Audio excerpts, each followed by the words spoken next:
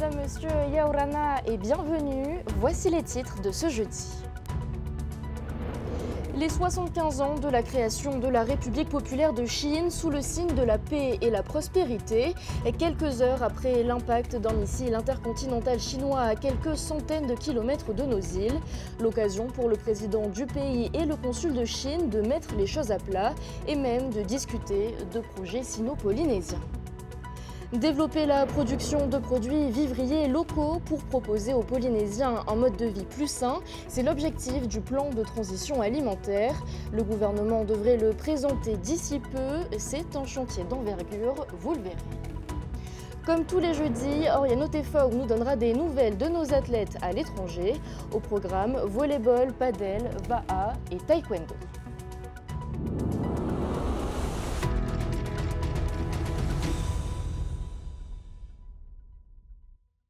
Un missile balistique chinois est tombé près des Marquises avant-hier. Le flou est désormais levé sur cet incident. Hier soir, les représentants du pays et de l'État ont même célébré l'anniversaire de la création de la République populaire de Chine avec le consul.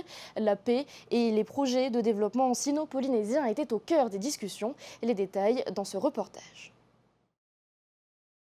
Le test de missile balistique intercontinental chinois, tombé avant-hier soir à 700 km de Nuku Hiva, n'a pas perturbé la tenue quelques heures plus tard des festivités célébrant les 75 ans de la République populaire de Chine. Sans surprise, presque aucune allusion à cet incident dans les discours officiels. Mais une fois descendu de l'estrade, le président du pays affiche son désarroi. Je dois avoir le même regret que les autorités de l'État en Polynésie, c'est que visiblement l'information n'a pas percolé jusqu'au Whenua Maori. Ce tir, il vient un peu mettre le doigt sur un phénomène qui est ambiant. L'ensemble de cette tension sur la zone Pacifique, on n'est pas là pour se cacher derrière son petit doigt. On sait bien qu'il y a ces superpuissances qui sont là, qui s'observent, qui se testent, qui se jaugent. Bon voilà, et nous au milieu de tout ça, on est un grain de riz sur l'océan. Pas d'inquiétude à avoir selon le consul de Chine. Le missile serait tombé dans une zone de haute mer conformément aux droits et aux pratiques internationales. Pour ce lancement de missile, il faut savoir que ce n'est pas un exercice militaire. Ça fait partie du programme annuel d'entraînement de routine. Donc ça ne pose pas, à mon avis, de menaces. C'est le message que j'aimerais bien envoyer à la population. La Chine est vraiment déterminée à garder la paix et l'harmonie mondiale. Ce test de missile est loin d'avoir terni les relations entre la Polynésie et l'Empire du Milieu. Tourisme numérique ou encore perliculture, Pékin souhaite développer sa coopération avec le Whenua. Pour renforcer l'amitié sino-polynésienne, le consul a invité le président du pays et sa délégation à se rendre en Chine prochainement.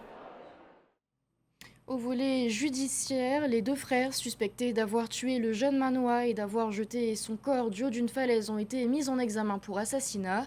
Ils encourent la réclusion criminelle à perpétuité. Le plus jeune frère semble complètement dépassé par ses actes. Selon son avocate, Maître Tuji, le mobile du meurtre n'a pas encore été déterminé. Il reste encore plusieurs zones d'ombre à lever. Retrouvez plus de détails sur notre site TNTV News. Les faux patentés se multiplient et sont de nouveau dans le viseur du CESEC. L'institution a adopté ce matin des préconisations pour améliorer la réglementation et les contrôles par le pays. Un vaste sujet que les conseillers avaient déjà abordé en 2015 et qui n'avait pas trouvé écho auprès des anciens gouvernements. Le reportage d'Esther Parao-Cordet. Dites-nous on veut rien faire. Nous on va prendre des patentés, on va plus prendre de salariés, on va prendre des patentés. Voilà. Et puis chacun pour sa peau. Il y a comme un air de déjà vu et de déjà entendu. Il y a 10 ans, le CESEC exhortait le gouvernement à réformer le statut de patenté.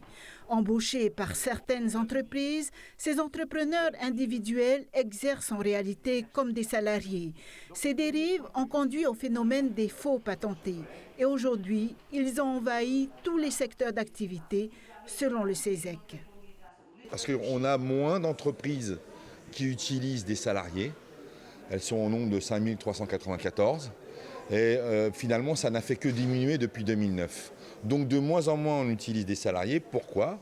Parce qu'il y a des gens qui ont trouvé ce biais pour essayer de gagner de l'argent sur le dos des salariés. Portée par le patronat, l'autosaisine du CESEC préconise au gouvernement d'améliorer la réglementation et de donner les moyens aux services publics pour mieux contrôler les entreprises et les patentés. Le rapport met aussi en garde sur les risques que les faux patentés et leurs employeurs font peser sur l'équilibre des comptes sociaux du régime des salariés et sur les finances du pays. Les patentés ne cotisent pas au régime des retraites. Forcément, au bout de course, quand ils vont partir à la retraite, ils vont bénéficier de ce moniro, on va dire, et qui est équivalent, en fin de compte, à un emploi salarié au SMIC qui aurait travaillé 24-26 ans. Et quand ils sont entrepreneurs individuels, ils payent beaucoup moins de charges sociales dans un premier temps.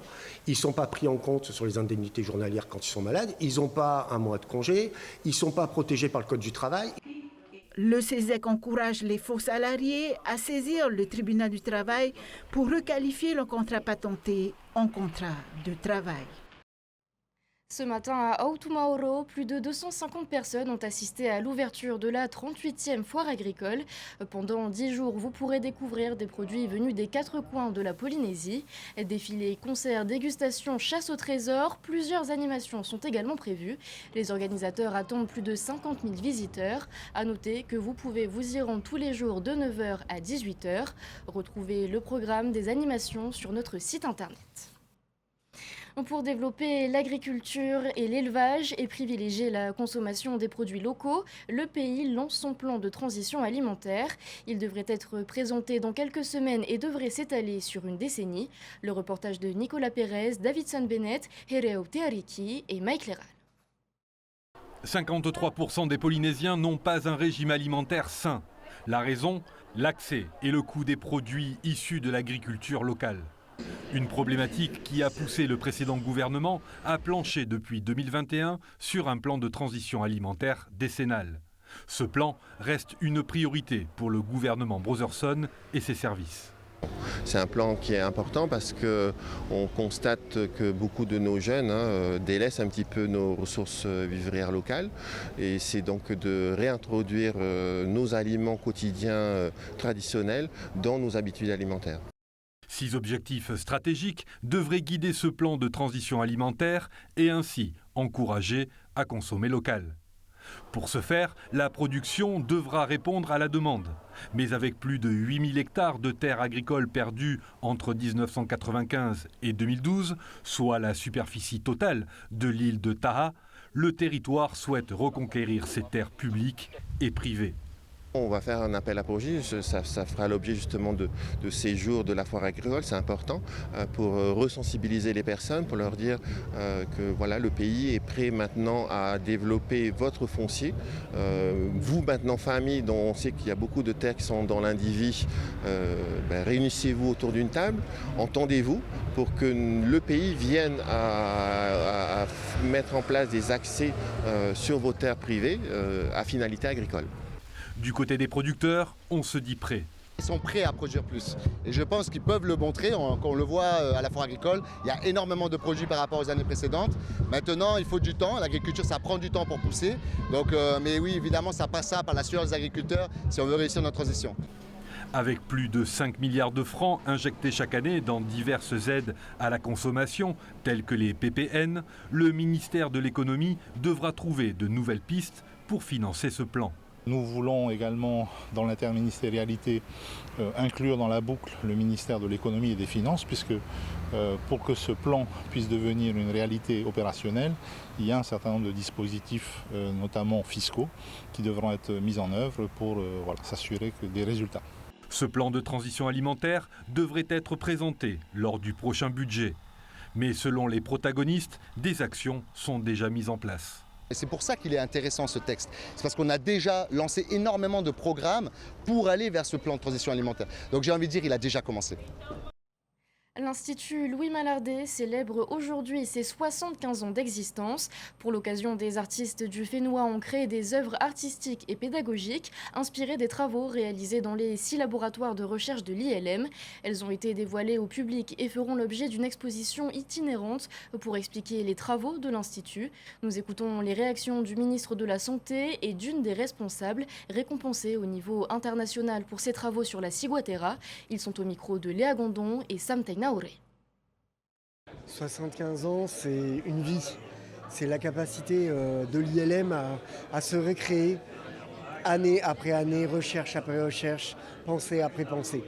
Et c'est ça qu'on passe à travers l'art, c'est une création perpétuelle. Donc associer les deux dans la recherche et dans l'évolution technique et scientifique et la recherche en soi de ce que l'on est, c'était un mariage qui était nécessaire parce que l'ILM, c'est l'institut de recherche qui nous ressemble à nous, Polynésiens, parce que c'est le nôtre. Notre objectif premier a toujours été et sera toujours de permettre aux populations de manger du poisson, profiter de leur lagon en toute sérénité. Et malheureusement, ils ne peuvent pas en Polynésie à cause de cette maladie qu'on appelle la ciguatera. Alors c'est vrai que les récompenses qui viennent émailler une carrière, c'est très bien, surtout quand on est en fin de carrière. Mais je le répéterai sans cesse, derrière un chef d'équipe, il y a une équipe. Et donc c'est une récompense que je partage avec l'ensemble de mon laboratoire. Ce jeudi 26 septembre marque la journée européenne des langues. Elle restera gravée dans les mémoires des 223 lycéens de Tahiti qui ont décroché leur certification de la prestigieuse université britannique Cambridge. Parmi eux, 30 ont atteint le niveau d'excellence C1. Ils sont de plus en plus nombreux à tenter de l'avoir chaque année. Ce diplôme mondialement connu est un vrai plus sur leur CV. Et c'est l'heure de votre rendez-vous du jeudi, Teara Sport.